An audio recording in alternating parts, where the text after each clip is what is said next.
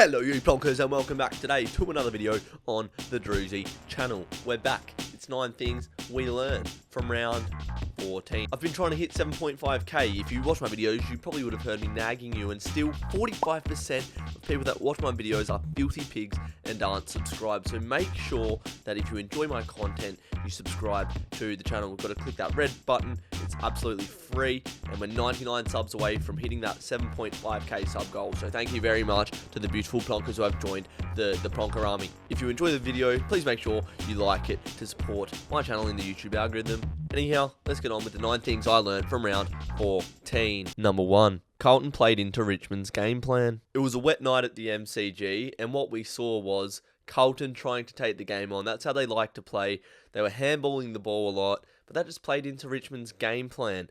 Richmond had immense pressure around the ball, and they'd swarm the Carlton players to create the turnover.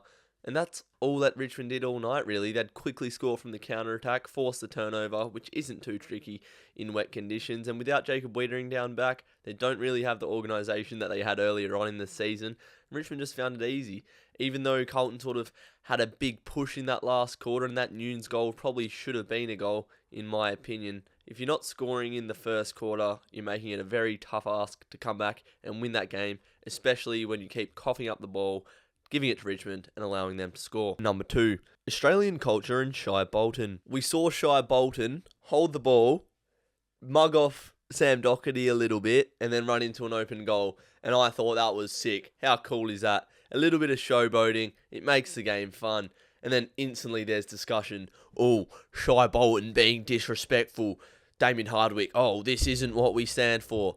Brother, just allow these players to have fun and express themselves. Show a little bit of personality. If showing the candy, sticking your tongue out, running into an open goal, getting your crowd riled up and having a good time at the footy isn't a part of the game, isn't a part of what we stand for as a club, we might as well just have 36 robots running out on the field, chuck the jumpers on the robots and have them with no personality out there.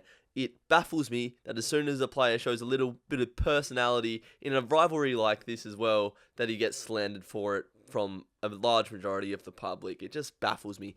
Allow the man to do what he wants. Stop trying to thwart these players' personality before we are run by a bunch of robots, ones and zeros. Number 3.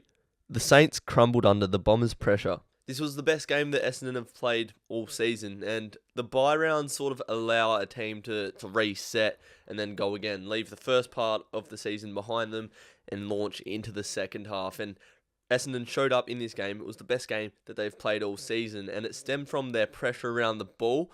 The tackles that they laid stuck all night long just about, and they weren't allowing any easy exits from the Saints' defensive 50 as well. And the Saints just couldn't hack it. The Bombers' pressure put the Saints off their game plan, which they've been executing pretty well in the first half of the season.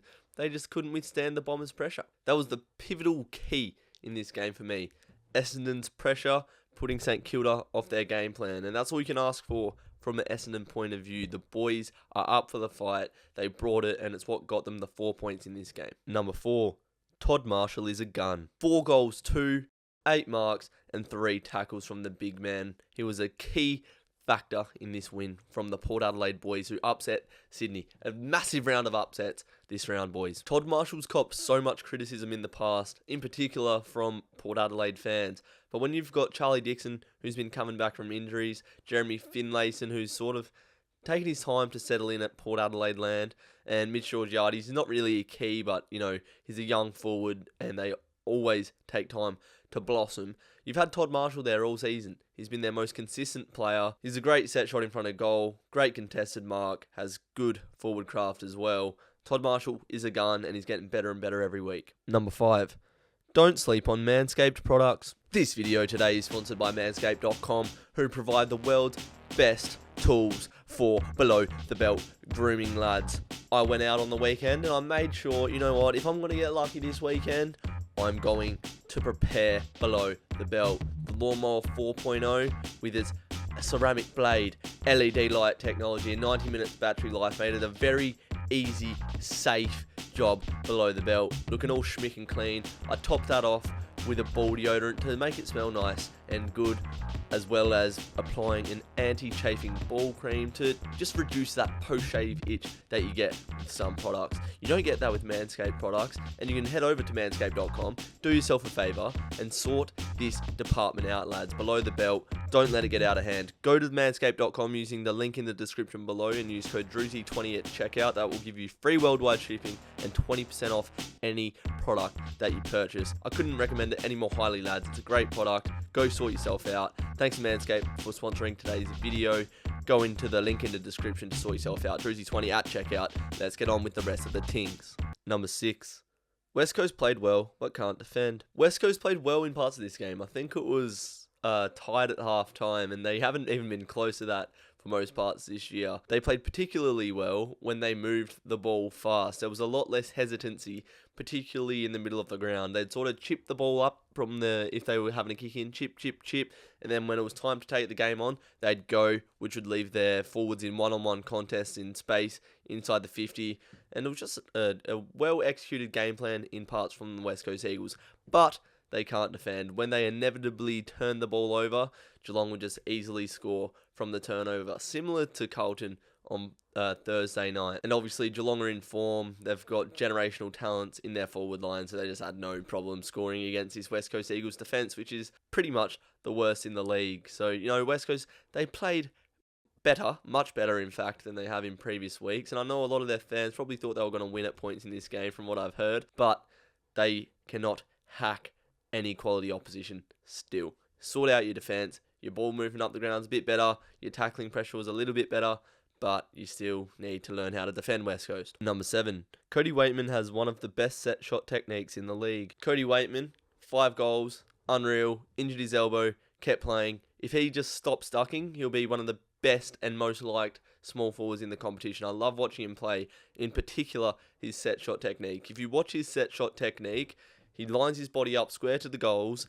slowly builds up his momentum, takes 6 walks and 8 little jogs, exactly the same as my set shot technique, which I never get to execute because I'm not a football player. He's directly linear, he builds up his momentum perfectly, his ball drop is immaculate, and it's no surprise that he kicked 5 goals straight on the weekend. He builds up to his momentum directly straight with a perfect ball drop that's going in every day of the week. Cody Weightman gets how to kick a set shot.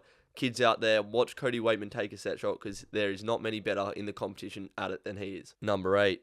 Adelaide still can't kick straight. 10 goals, 13 for the day for Adelaide, and this is a bit of a recurring theme. Adelaide honestly remind me so much, I've said this before, of Freo a few years ago. Like, there was parts in this game where they enjoyed periods of winning the contested ball, getting clearances and having shots in front of goal. And the Crows just couldn't convert in front of goal, and that was the only real decisive factor in this game, because Gold Coast would go up forward and they'd score goals with ease. Adelaide, they just couldn't kick the ball through the goals, and that was it. I've said it before, kick ball straight, win game football. The importance of kicking straight in front of goal cannot be understated. It is the number 1 most important factor in winning games of football.